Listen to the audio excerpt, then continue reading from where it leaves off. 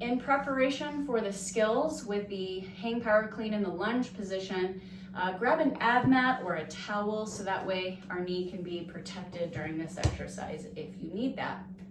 Also grab a lighter weight than what you would be using in your workout so you can practice form and mechanics without having load or intensity hold you back from the quality movements. The first thing we want to do to get started is focus on our body mechanics. So I'm going to turn to the side here so you can see that I'm going to start with my right leg on the mat and my left leg in the lunge position. So we're looking for the heel to be slightly in front or just right underneath the knee, but we don't want it back here. Next, we want the knee, hip, and shoulder in alignments. And now our body posture. Squeeze your shoulder blades together and then squeeze your butt cheeks and belly is sucked in tight.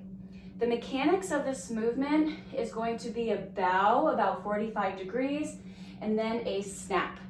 So this snap is this hip flexor here, the same way we would kettlebell swing with the snap. So we're gonna fold and open.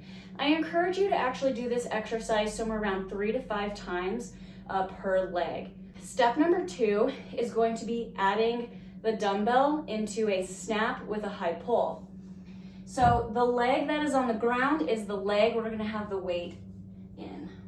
So we're gonna stand up, squeeze the shoulder blades together, belly sucked in, squeeze your butt cheeks together. We're going to bow forward, and then remember the snap. Your hips are gonna push open and your elbow will high pull.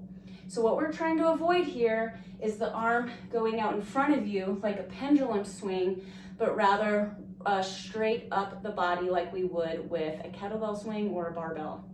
So practice this high pull where we bow and the elbow gets loose.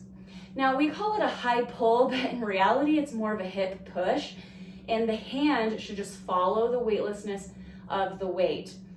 So if I were to do this wrong, it would be a bow and actual pull of the arm. You can see how slow that was versus snap with this weightlessness. The weight wants to fall straight back down. I'm just gonna guide it, right, with my good posture. I never wanna allow this to relax and roll, all right?